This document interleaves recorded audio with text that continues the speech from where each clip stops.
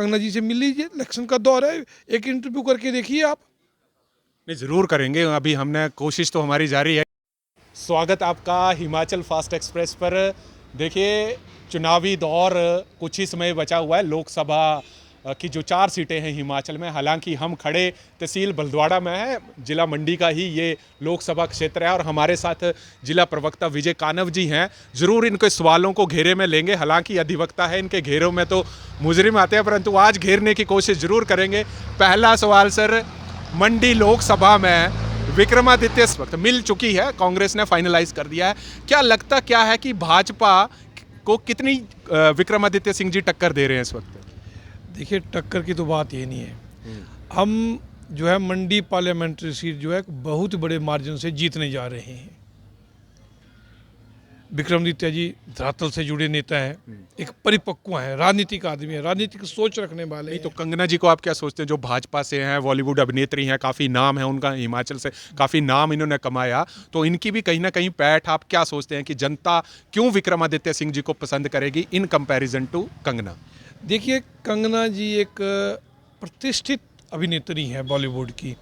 हम उनका सम्मान करते हैं, मान करते हैं, हमारे क्षेत्र के लिए बड़ी खुशी की बात है। लेकिन बतौर राजनीतिज्ञ वो एक अभी अपरिपक्व है। 4 दिन उनको बीजेपी में आए हुए हुआ, उनका जो चेहरा है, जो उनकी प्रसिद्धि है, उसको बनाने की बीजेपी कोशिश कर रही है। लेकिन आप उनकी वक्तव्य देखिए, क्या वहाँ पर एक परिपक्वता नजर आती है। कभी कुछ बोलती हैं, कभी कुछ बोलती हैं। और वो बोलते हैं कि 2014 में हिंदुस्तान आज़ाद हुआ, पहले जो आज़ादी थी, उनके परदादा थे, प्रजामंडल आंदोलन से थे, उनका देश की आज़ादी के लिए योगदान है। तो क्या उनके दादा ने भी वो भीख में ही ली है? वो अपने दादा की बातों को ही जुटला रही हैं, जिन्होंने देश के लिए इतना काम किया, देश की आज़ादी के लिए लड़े वो। तो यह परिपक्वता है। और रही बात विक्रमादित्य जी, परिपक्व है, राजनीतिक समझबूझ वाले रखते हैं, लोगों के बीच में जाते हैं, लोगों का दर्द समझते हैं। आप कंगना जी से मिल लीजिए, इलेक्शन का दौर है, एक इंटरव्यू करके देखिए आप। नहीं, ज़रूर करेंगे। अभी हमने कोशिश तो हमारी जारी है कि कंगना जी से भी इंटरव्यू कर रहे हैं, परंतु जो हमारे को मिल रहा है हम उन्हीं से इंटरव्यू करेंगे। परंतु अगली बात के ऊपर ही मैं सीधे मुद्दे के ऊपर आऊँगा। हालांकि जो राजनीतिक पलटवार है वो कांग्रेस भी तो कहीं ना कहीं नहीं छोड़ते ना। कहीं ना कहीं अब आपके नेशनल नेता ने कंगना जी का इतना अपमान किया, सभी ने उसकी भर्त्सना करी, और अभी विक्रमादित्य सिंह जी को भी छोटा पप्पू के नाम से पुकारा। हालांकि विक्रमादित्य सिंह जी ने भी कहा कि हमारी बड़ी बहन है, परंतु जो ये गौ मांस खाने की बात आ जाती है, आपके भी नेता जो हैं कंगना के ऊपर आरोप लगाते हैं, और कंगना भी कहीं ना कहीं जो आरोप है उनको सिर जो खारिज करती हैं कि ये सिर्फ मेरे की छवि डाउन करने के लिए जो है ये आरोप लगाए जाते हैं। इस पर आप क्या कहेंगे? देखिए, कंगना हाथ कंगन को आरसी क्या?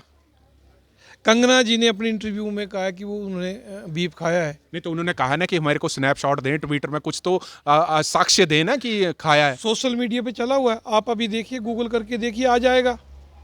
जो उनका इंटरव्यू है वो आ जाएगा, सबके सामने आ जाएगा। अब अपनी बातों से मुकर रही हैं, उसका तो इलाज तो कोई है नहीं। लेकिन सोशल मीडिया पे देखिए, बाकी जगह पे देखिए, उनके ट्विटर हैंडल्स देखिए, वहाँ पर वो चीज़ है। अब वो देने की ज़रूरत ही नहीं है, जब ऑलरेडी इस पे है, पटल पे है वो चीज़। अच्छा, मैं एक चीज़ और आपसे पूछूंगा। हालांकि आप और हम और कंगना जी तीनों ही एक ही विधानसभा क्षेत्र से आते हैं, तो दायित्व क्या समझता है? हालांकि आप राजनीतिक धारा जो है आपके कांग्रेस से आप संबंध रखते हैं, तो क्या लगता क्या है कि कंगना इस वक्त मंडी लोकसभा सीट से कितने सशक्त उम्मीदवार आप इनको मानते हैं? देखिए, मेरे को तो लगता है कि आज तक के इतिहास की सबसे वीक कैंडिडेट जो है मंडी पार्लियामेंट्री से वो तो कंगना आप जी। देखिए ना कि उनको तो अपने सेंटर के लिए प्रचार के लिए पार्टी बुला रही है, तो कहीं ना कहीं इम्पैक्ट तो है, पड़ेगा। बीजेपी की सीट निकालें, मंडी सीट यहाँ से। देखिए, आपको शायद याद होगा, अटल बिहारी वाजपेयी जी बोलते थे कि लोग मेरे को सुनने को बड़े आते हैं, लेकिन वोट कोई नहीं देता। कंगना जी की छवि है, हीरोइन की छवि है, अभिनेत्री की छवि, लोग उनको देखने आ रहे हैं। लेकिन क्या वो वोट में तब्दील हो पाएंगे? नहीं, वोट में वो तब्दील नहीं होगा। लोग सिर्फ उसके उनके इसको प्रसिद्धि को देख के आ रहे हैं, लेकिन वोट के नहीं है। देखिए, हिमाचल प्रदेश में इतनी बड़ी त्रासदी आई, आमिर खान ने 25 लाख दिया, कि कंगना जी ने 10 लाख दिया। सुनिए मेरी बात आप, 25 लाख दिया, आमिर खान का क्या था इधर, और लोगों ने उन्हें नहीं दिया। कंगना जी ने जो आप बोल रहे हैं 10 लाख दिया, पहले जब क्वेश्चन उठने लगे कि कंगना ने दिया क्या, कई दिन उनका वो ही रोना रहा कि जी मेरे अकाउंट्स नहीं चल रहे हैं, अकाउंट्स नहीं चल रहे हैं। नहीं, उन्होंने ये कहा था कि मैं पेमेंट कर रही हूं, परंतु जो गवर्नमेंट का पोर्टल है वो उस पेमेंट को एक्सेप्ट नहीं कर रहा है, जो कि मीडिया में बयान हुए। हालांकि उन्होंने पेमेंट स्लिप शेयर की थी कि आपदा में 10 लाख रुपए दिए थे कंगना जी ने। देखिए, ये तो वो बात है कि अनपढ़ता बोल सकते हैं इसको। मैं आपके अकाउंट में पैसे ट्रांसफ़र करूंगा, मैं आपसे परमिशन थोड़ी मांगूंगा एक्सेप्टेंस की। मैं सीधा आपका FIC कोड डालूंगा, आपका अकाउंट नंबर डालूंगा, सीधा आपके खाते में पैसे जाएंगे। उन्होंने आरोप ये लगाया था कि गेटवे नहीं चल पा रहा है, जिस गेटवे से मैं पेमेंट कर रही हूँ। लाखों लोगों ने, करोड़ों लोगों ने, छोटे छोटे बच्चों ने अपने गुल्क तोड़ करके दिए, उनका तो पैसा एक्सेप्ट हुआ, उनका क्यों नहीं हुआ? तो आपका ये कहना है कि आपदा के वक्त जो थी वो कंगना जी हिमाचल प्रदेश नहीं आई, ये कह रहे हैं आप? नहीं, मेरा ये है कि संवेदनाएं कहाँ थी? आज आप इलेक्शन लड़ने के लिए आ गए, आप हिमाचल की बेटी बन रहे हैं। आपने तो बोला कि मेरा घर बम्बे में है, हिमाचल में मेरा कोई घर नहीं है। संवेदनाओं की बात है, संवेदनाएं कहाँ थी? लोग मर रहे थे, लोगों के घर तहस नहस हो रहे थे। नहीं, तो लोग वो देखिए, मैं यहाँ पे रोकूंगा। हालांकि वो एक प्रचार के दौरान उनकी एक स्टेटमेंट आई थी कि देखो, मैं तो उस वक्त कुछ नहीं थी ना, मैं तो एक आम जो अपना काम थी वो करती थी, मेरा काम था, मैंने डोनेशन दी, मैंने वो दी, तो मेरे ऊपर ही क्यों इल्ज़ाम लगा रहे हैं कि जब चुनाव आ रहे हैं तो मेरे ऊपर ही आरोप लगाएंगे? अगर मैं कोई नेता होती तब तो शायद ये चीज़ होती, परंतु उस वक्त मैं नेता नहीं थी, तो जो मेरे से समर्थन पड़ता था मैंने किया। विपत्ति क्या होती है? विपत्ति के वक्त जो दुश्मन होता है, जिससे बातचीत तक नहीं होती, वो आपके साथ खड़ा होता है। आप हिमाचल की बेटी थी, आप तब क्यों नहीं खड़े हुए? विपत्ति के दौरान जो आदमी जिसकी 7 पुश्तों से आपकी दुश्मनी है, वो भी आपके लिए खड़ा हो जाता है। देवभूमि है, सनातनी लोग हैं हम लोग जो हैं संवेदनाएं रखते हैं, एक दूसरे के सुख दुख में हम साथ चलते हैं। सुख में नहीं चले, लेकिन दुख में हम लोग चलते हैं। लेकिन संवेदनाएं कहाँ थी? आपके पड़ोसी आप पर आरोप लगाते थे, कोविड के दौरान कोई आपके परमिसी से जाता तो आप पुलिस को फ़ोन कर देती थी। ये चीज़ें देखने की हैं। आदमी का जो है एक्ट एंड कंडक्ट जो है वो प्रेजेंट नहीं देखा जाता, वो पीछे का देखा जाता है, पास्ट का देखा जाता है कि उनका एक्ट एंड कंडक्ट क्या है। क्या लोग उनसे आसानी से मिल सकते थे? नहीं। क्या गारंटी? यही बलवाड़ा में उन्होंने भाषण दिया कि बोला कि जब आपको काम पड़ेगा तो मेरे पापा हैं, मेरे चाचा हैं, आप इनके पास जाओ, आपका काम हो जाएगा। क्या उन्होंने, सन्नी देओल ने तो पावर अटॉर्नी जीतने के बाद दी, वो क्या पहले ही पावर अटॉर्नी देंगे?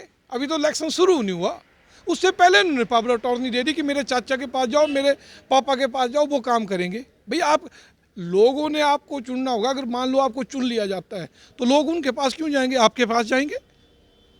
उन्होंने कहा ना कि आप मेरे पास आ सकते हैं। उन्होंने मनसा जाहिर कर दी कि मैं इलेक्शन लड़ूंगी, फिर दोबारा अपना काम धंधे में चले जाऊंगी। अच्छा, एक चीज़ मैं अलग ही पूछूंगा। हालांकि हिमाचल की राजनीति की दौर की बात करें, आपको क्या लगता है कि जो पीछे राजनीतिक दौर हिमाचल में हुआ, कांग्रेस के 6 बागी यहाँ से चले गए, और विक्रमादित्य सिंह जी भी उसी दिन प्रेस कॉन्फ्रेंस करते हैं, पार्टी से इस्तीफा देते हैं, बाद में फिर वो आ जाते हैं, तो क्या लगता है कि पार्लियामेंट्री कंस्टिट्यूंसी में इसका कुछ फ़र्क पड़ेगा? मुझे नहीं लगता। ये जो स्थिति क्रिएट की थी भारतीय जनता पार्टी के द्वारा क्रिएट की गई थी, प्रलोभन की राजनीति थी, और इसका नुकसान भारतीय जनता पार्टी को होगा। हिमाचल की जनता पढ़ी लिखी है। केरला के बाद जो साक्षरता की दर है वो हिमाचल प्रदेश की है। यहाँ के लोग पढ़े लिखे हैं, जानते हैं क्या करना है। लोगों ने देखा नहीं ड्रामा, सत्ता की भूख जयराम जी को कितनी है। आप इतने नीचे तक गिर गए, आपने खरीद फरोख्त की, तो जनता देख नहीं रही है। इसका पूरा का पूरा इम्पैक्ट जो है भारतीय जनता पार्टी के खिलाफ जाएगा। तो देखिए, हमारे साथ इस वक्त मैं बता दूं कि लोकसभा मंडी के अंतर्गत मैं बलद्वाड़ा क्षेत्र से ही खड़ा था और ज़रूर विचार जानने की कोशिश करी। हम अलग अलग तहसीलों में जाने की कोशिश करेंगे, परंतु कांग्रेस की तरफ से जो है प्रतिक्रिया ज़रूर आई। भाजपा से भी प्रतिक्रिया लेने की कोशिश की जाएगी। तब तक आप जुड़ रही है हरीश वर्मा के साथ हिमाचल फास्ट एक्सप्रेस के लिए।